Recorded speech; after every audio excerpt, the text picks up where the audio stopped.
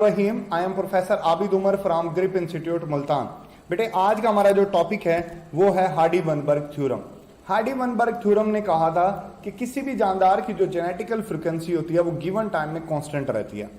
अब इसने बाकायदा तौर पर जो है वो जेनेटिकल फ्रीक्वेंसी को फाइंड आउट करने का तरीकेकार भी आपको बताया। मसलन फॉर एग्जांपल मैं आपको सॉल्व करके बताता हूं कि इसने आपको क्या कॉन्सेप्ट देना चाह रहा था। ये देखें, इसके अकॉर्डिंग जस्ट फॉर एग्जाम्पल जैसे बुक के अंदर एग्जाम्पल गिवन है, एक फ्लावर है जो कि 500 है, ठीक हो गया। इसके अंदर जो रेड फ्लावर है बेटा, रेड फ्लावर जो है वो है 480 और जो व्हाइट फ्लावर हैं वो हैं 20। अब रेड दो तरीके से होता है, होमोजाइगोट और हेट्रोजाइगोट, मतलब रेड डोमिनेंट है, होमोजाइगोट एंड हेट्रोजाइगोट। अब जो होमोजाइगोट है बेटा वो है 320 और जो हेट्रोजाइगोट है, ये बुक के अंदर वैल्यूज गिवन है, वो है 160, ठीक हो गया। अच्छा, अब इसी तरह हम इसको फाइंड आउट करते। देखें, फर्स्ट ऑफ ऑल आपको कहा जाता है कि आप अलील फ्रीक्वेंसी मालूम करें, मतलब अलील फ्रीक्वेंसी ऑफ कैपिटल आर, ये आप ये निकाल लें कैपिटल आर की। तो आप कैसे निकालोगे बेटा, total capital R divided by sum of all alleles multiply by 100, ये फार्मूला है। देखें, सबसे पहले तो आपने ये निकालना है ना, टोटल आर आपने निकालना है, टोटल कैपिटल आर ये सबसे पहले आपने निकालना है। आपके पास कैपिटल आर ये जो है 320 है, यहां पर 2 आर हैं तो डेट्स वाई आप इसको 2 से मल्टीप्लाई कर देंगे, ये बन जाएगा 640। इसी तरह कैपिटल आर स्मॉल आर में आपके पास 1 आर है तो आप इसको 1 से मल्टीप्लाई करेंगे तो ये बेटा बन जाएगा 160। टोटल आर जो है बेटा ये हो जाएगा 800, क्योंकि 500 पॉपुलेशन है। 500 की अगर पॉपुलेशन हो तो टोटल अलील जो होंगे ना बेटा, क्योंकि एक ट्रेड के लिए 2 अलील होते हैं तो टोटल अलील हो जाएंगे 1000, ठीक हो गया। अब आप वैल्यू पुट कर सकते हैं, टोटल अलील की भी वैल्यू आपको मिल गई। तो अब अलील फ्रीक्वेंसी ऑफ कैपिटल आर आपने निकाल लिया। तो आपको जैसे मैंने कहा था कि total R sum of all alleles multiply by 100, तो ये आप निकालेंगे बेटा। तो टोटल आर अभी आपने निकाल लिया कि 800 है, सम ऑफ ऑल अलील 1000 है, तो ये आप इसको इससे काटोगे तो ये निकल आएगी 80%, मतलब ये निकलेगी 0.8, ठीक है ना। तो कैपिटल आर जो है बेटा ये निकला है, ओके। अच्छा, उसके बाद आगे चलते हैं। नेक्स्ट जो है बेटा, नेक्स्ट आप देखें, आप इसी तरह अलील फ्रीक्वेंसी निकालते हैं स्मॉल आर की। तो आप इसी तरह लिखोगे total small r sum of all alleles multiply by 100। तो अब आप निकालें, देखें स्मॉल आर में आपके पास ये कितने हैं, 20 मल्टीप्लाई बाय 2, ये निकल गए 40। इसी तरह इसके अंदर जो है बेटा 160 है तो ये आ जाएगा 160, तो टोटल आ जाएगा 200, यानी स्मॉल आर आपके पास 200 है तो 200 डिवाइडेड बाय 1000 मल्टीप्लाई बाय 100। तो आप इसको इस तरह काटेंगे, ठीक हो गया। ये इससे कट जाएगा तो ये निकलेगा 20%। 20% का मतलब है ये है 0.2। अब हार्डी-वनबर्ग का लॉ था कि P plus Q is equal to 1, ठीक है ना। P को आप ये डोमिनेंट अलील की फ्रीक्वेंसी है तो कैपिटल आर भी कर सकते हो, और Q जो है ये स्मॉल आर भी हो सकता है, ठीक हो गया। तो आप यूं भी लिख सकते हो capital R plus small r is equal to 1। अभी आपने वैल्यू निकाल लिया, ये ले प्रूफ होता है।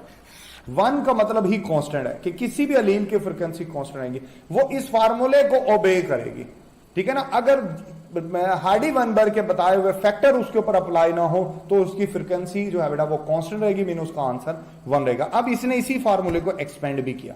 अब देखें कैसे एक्सपेंड किया, देखें P square plus Q square plus 2pq that is equal to 1। हमने इसको भी प्रूव करना है, ठीक है ना। अभी हमने कहा कि जो पी स्क्वायर है वो हो सकता है ना आर स्क्वायर हो सकता है, से आपको आर स्क्वायर की फ्रीक्वेंसी निकालनी है, तो आप टोटल आर स्क्वायर निकालोगे जो कि कैपिटल आर है, सम ऑफ ऑल, अलील नहीं आएगा, जीन पेयर ले लें या ट्रेट ले लें, मल्टीप्लाई बाय 100। तो टोटल ये जो है ना बेटा, आपने अभी देखे थे वो थे 320। अब आप जीन पेयर लोगे तो वो तो 500 निकलेंगे, तो आप इसको इससे डिवाइड करोगे तो बेटे इसका जो जवाब निकलेगा वो निकलेगा 64%, और ये आ जाएगा 0.64, यानी आर स्क्वायर और पी स्क्वायर का जवाब आपके पास ही है। इसी तरह हम आ जाते हैं क्यू स्क्वायर या स्मॉल आर स्क्वायर के ऊपर। स्मॉल आर आपको पता है कि बेटा ये थे 20, 500 मल्टीप्लाई बाय 100, इसको इससे काटेंगे, ये निकलेगा 4%, परसेंटेज करोगे तो 0.04 निकलेगा। इसी तरीके से आप जो है बेटा वो निकालोगे 2pq की वैल्यू अगर आप निकालेंगे या इसको निकालेंगे कैपिटल आर, और ये आपने सिर्फ इसकी वैल्यू पुट करनी है। इसकी वैल्यू है 160, 500 मल्टीप्लाई बाय 100, 160 था ना ये टोटल हेट्रोजाइगोट। आप इसको काटेंगे तो बेटा इसका जवाब निकलेगा 32%, ये आ जाएगा 0.32। ठीक हो गया। अब आप फार्मूले के अंदर आ जाए, P square plus Q square plus 2pq is equal to 1, या capital R plus small r plus जो है बेटा इसमें 2pq की जगह पर पूरी वैल्यू इसकी आनी है 1। तो आप देख सकते हो ये निकला है 0.64, ये निकला है 0.04, ये निकला है 0.32, क्योंकि ये 2 इस फार्मूले में ऐड है, तो ये जवाब जो है बेटा ये आ जाएगा 1। तो यहां से हार्डी-वेनबर्ग लॉ अगेन प्रूफ हो गया, दोनों फार्मूलाज इसके प्रूफ हो गए। चल यहां से पता चलता है कि ये भी कांस्टेंट को शो करता है, लेकिन अगर ये फैक्टर इसके ऊपर असरअंदाज हो तो फिर हार्डी-वेनबर्ग जो कांस्टेंट है, जो वैल्यू है वो 1 के बराबर नहीं आती। मसलन सबसे पहला फैक्टर है म्यूटेशन। म्यूटेशन किसी इंडिविजुअल लेवल पर होती है तो इतना ज्यादा अफेक्ट नहीं करती, लेकिन अगर पॉपुलेशन लेवल के ऊपर जो है बेटा वो म्यूटेशन होती है तो फिर डेफिनेटली वो अफेक्ट करती है। आप जानते हो कि म्यूटेशन एक स्मॉल चेंज होता है डीएनए के अंदर। इसी तरह माइग्रेशन 2 तरह की होती है, एक होती है आई फॉर इमिग्रेशन, ठीक है ना, और एक होती है ई फॉर इमिग्रेशन, ठीक है ना। ये होती है कि कोई बंदा पाकिस्तान से बाहर चला जाए, और ई फॉर कोई बंदा बाहर से पाकिस्तान आ जाए। ये माइग्रेशन से ज्योग्राफिकल बैरियर चेंज होता है, जिससे जेनेटिकल फ्रीक्वेंसी में डिस्टॉर्शन आता है और उसके चेंज आने के चांसेस बढ़ जाते हैं। तो हार्डी-वेनबर्ग लॉ कांस्टेंट नहीं रहेगा। फिर जेनेटिक ड्रिफ्ट क्या होता है कि स्मॉल पॉपुलेशन में, किसी भी स्मॉल पॉपुलेशन में जो जीन लॉस होता है बाय चांस,